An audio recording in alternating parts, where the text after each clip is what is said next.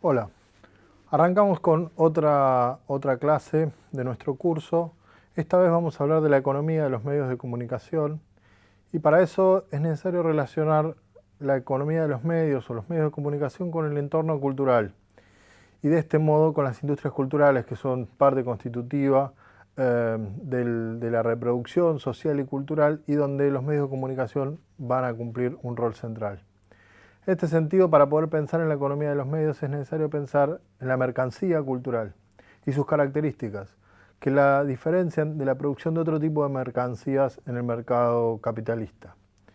Puntualmente, la mercancía cultural se caracteriza por tener una doble dimensión, esto es, por un lado, su componente económico, como cualquier otra mercancía, pero también su componente cultural, que hace que funcione en la reproducción social, cultural e ideológica de una sociedad. En este sentido, a su vez, presenta otras características que la hacen única. Por ejemplo, la cantidad de trabajo creativo que porta la mercancía cultural. Todas las mercancías tienen un componente de trabajo creativo, pero en el caso de las mercancías culturales, este componente es muchísimo mayor que el trabajo manual. Y esto las diferencia de todas las demás. Por otro lado, digamos, este trabajo está concentrado en lo que se conoce como la producción del prototipo. Esto es, la producción del original y que luego será reproducido tantas veces como tantos usuarios o consumidores se pretenda que haya, pero que esta reproducción generalmente tiende a un costo marginal, a un costo cercano a cero. Es decir, el mayor costo está en la producción del prototipo. Por otro lado, presenta la mercancía cultural una dificultad para insertarse en los mercados.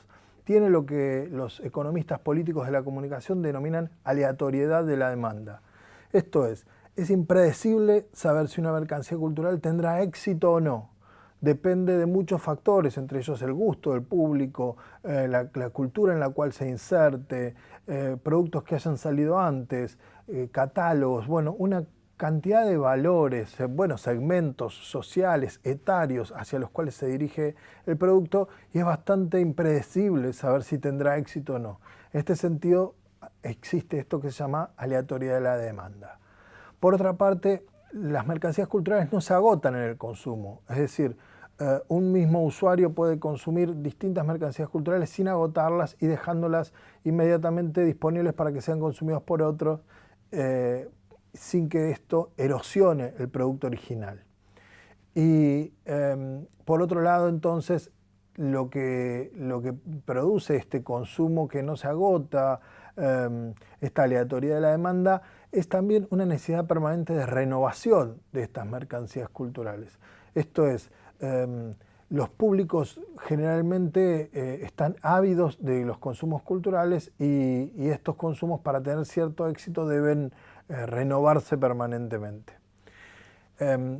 Esta aleatoriedad y esta renovación también hacen, si bien hacen que haya un grado impredecible de desarrollo, tampoco hacen que sea inabordable esta mercancía. Es decir, se puede serializar parcialmente, lo vimos históricamente en los estudios de comunicación más clásicos como Adorno y Horkheimer, la Escuela de Frankfurt y otros, donde el concepto de industria cultural fue tomando forma a partir de esta idea de la serialización de la cultura, a partir de la aplicación de clichés y ciertas dinámicas para de alguna manera subsumir el trabajo cultural en un trabajo serializado. Sin embargo, esta subsunción nunca termina de ser completa. El trabajo cultural o cognitivo, creativo, simbólico, intelectual, tiene distintos nombres, nunca puede ser subsumido totalmente y por ende la mercancía cultural nunca puede ser asimilada a otro tipo de mercancías. Pero también tiene otras implicancias por su dimensión cultural, por la reproducción ideológica y social a la que hacemos referencia al principio y que van dando lugar a otros factores o otras dificultades que tienen que ver con que muchas veces ciertos bienes culturales no logran convertirse en mercancías porque no logran convertir o trasladar el valor de uso simbólico a un valor de uso económico o a una monetización de ese bien cultural.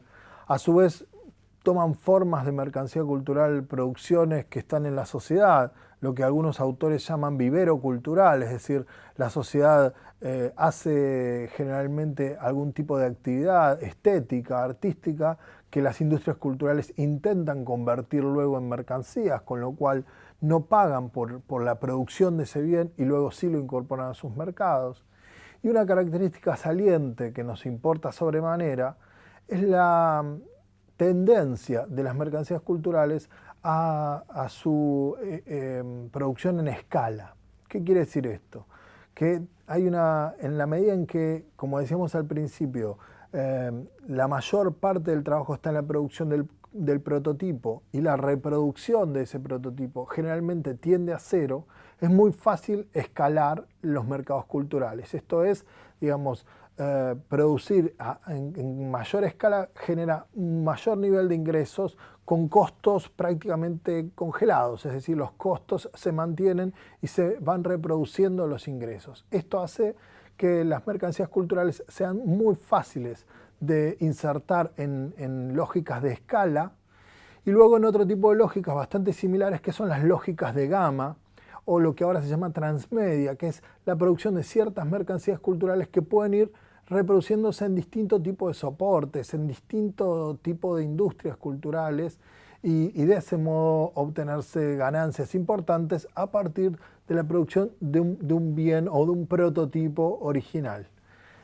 Esta característica de lo que da cuenta es de la inmaterialidad de la producción cultural, es decir, el bien o la mercancía no es su soporte material, sino que es la creación estética y esa creación cargada de valores, de símbolos, de signos, puede trasladarse en distintos soportes. Por ende, digamos, la materialidad no es un problema, o por lo menos es un problema que va desapareciendo de las industrias y de la producción cultural.